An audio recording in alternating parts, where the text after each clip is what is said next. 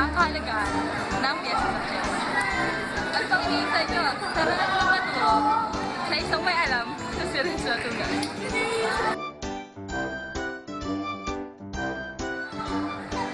Ito nga po, ito po yung ito yung anim na tao na ginagamit sa chess. Itong mahaba na to, ito ang tawag dito, king. Yan.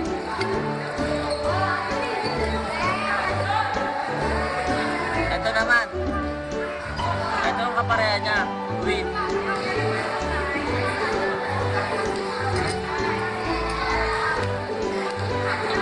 Ito naman, ang tawag dito, bishop.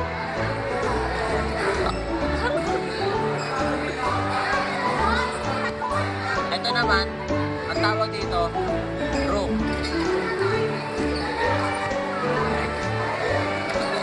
At ito naman, ang tawag dito, dark knight. Ay, knight. Knight. At ito naman, ang tawag dito, bomb. Yan. Ito.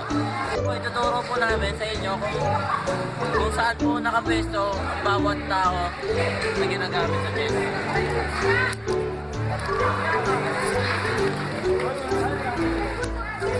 Ang mga pawn po, dito nakalagay sa ilerang to.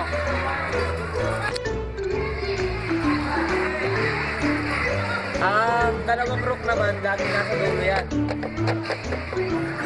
At yung knight, laging katabi ng rook yan, pangalawa sa dulo.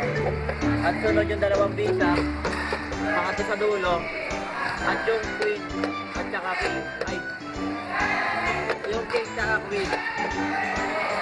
Kailangan, kung ano yung pwesto na nandun dito, ganun din yung pwesto doon sa kabila. Para one-side sila. Ituro bawat galaw o bawat kalagahan ng kilos ng ating mga tao. Ang una pong aking ituturo ay ang ating king. Okay. Ganito po ang galaw ng ating king. Ang king po ay kahit saan po ang galaw niya.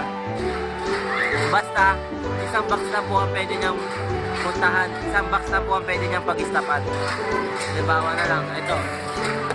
Laging isang box lang. Hindi pwedeng lumagpas ng ganyan. Kailangan isa lang.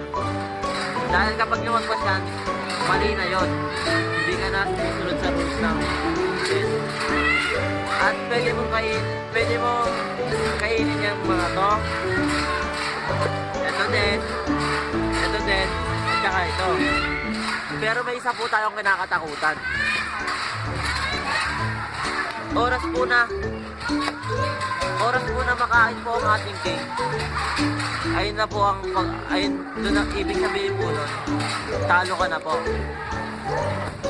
Talo ka po talaga. Kaya, sana po ay ingatan niyo po ang king lagi.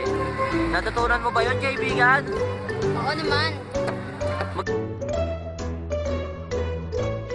Ituro ang bawat galaw o bawat kalagahan ng kilos ng ating mga tao. Ang una pong aking ituturo ay ang ating king. Okay. Ganito po ang galaw ng ating king. Ang king po ay kahit saan po ang galaw niya.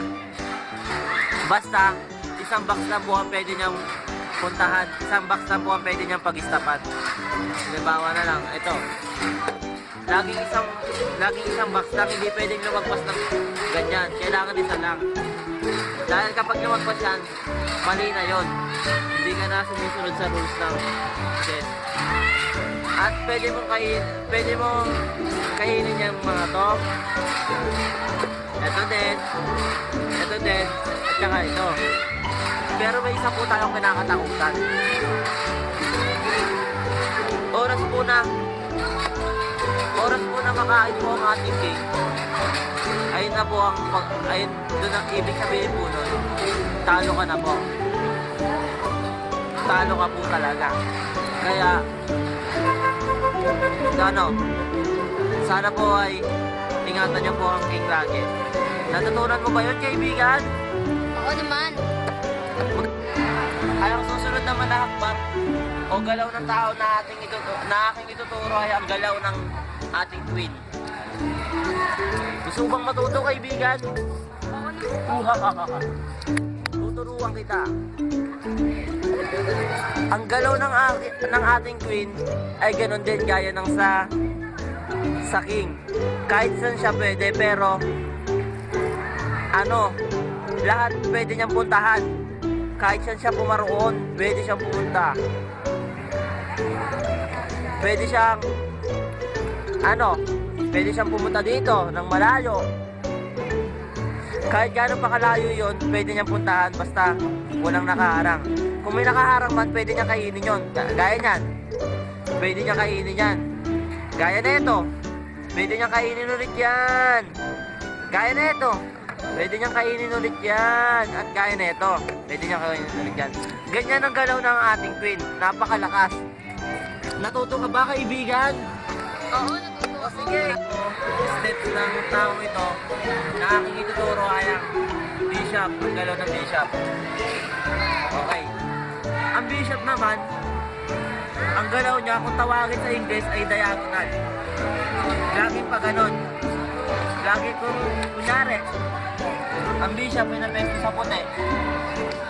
Laging sa puti lang siya dapat. Hindi siya pwedeng mapunta sa itim.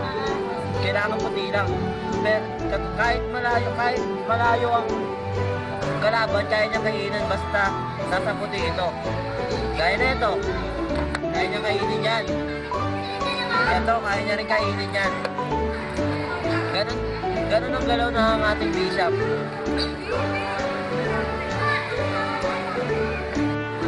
Ang susunod naman na aking ituturo ay ang galaw ng horse o galaw ng knight. Ang laging galaw ng knight ay laging pael. Kahit pumunta niya sa puti, kahit pumunta niya sa itim, basta pael, pwede siya. Halimbawa na lang ito. L. Pwede niyang kainin yan. Diba? Kita-kita. Ito naman. Pwede niyang kainin yan. Basta pael lagi. Ganun ang galaw ng ating knight. Ang susunod naman na aking ituturo ay ang galaw ng ating rook.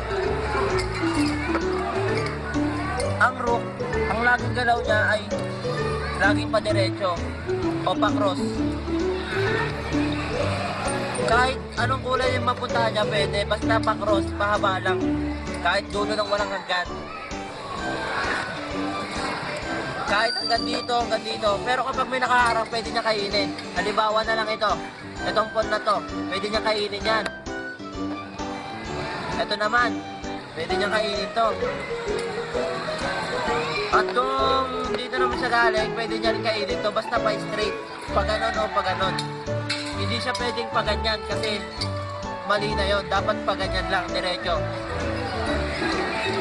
Okay, ganun ang galaw ng ating rook. Naman ang aking ituturo ay ang galaw ng pawn.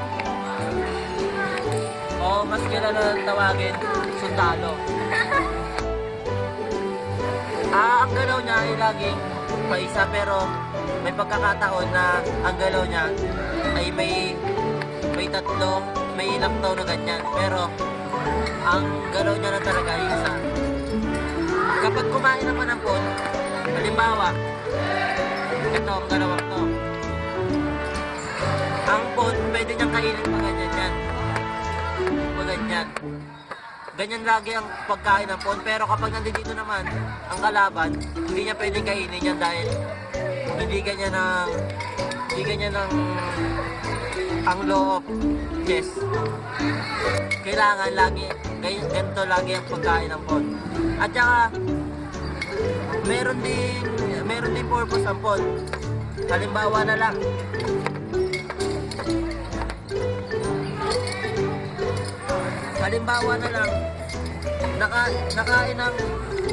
nakain ng kalaban ng ang queen mo.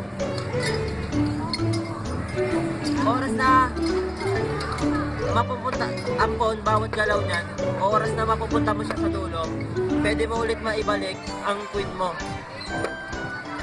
Ganon din, pwede rin niya, kung halimbawa, ito ang nakain, ito yung rook ang nakain, mali, yung rook ang nakain, pwedeng palitan din to ng pawn, basta nakapunta siya dito sa dulo. Ganon ang purpose ng pawn. Kaya, hindi, kahit mahina ito, may pakinabang pa rin na dalang pawn. Okay ba? Di ba simple lang kung paano maglaro ng chess? Kaya halina, maglaro tayo. At gusto nga pa lang magpasalamat sa inyong panonood.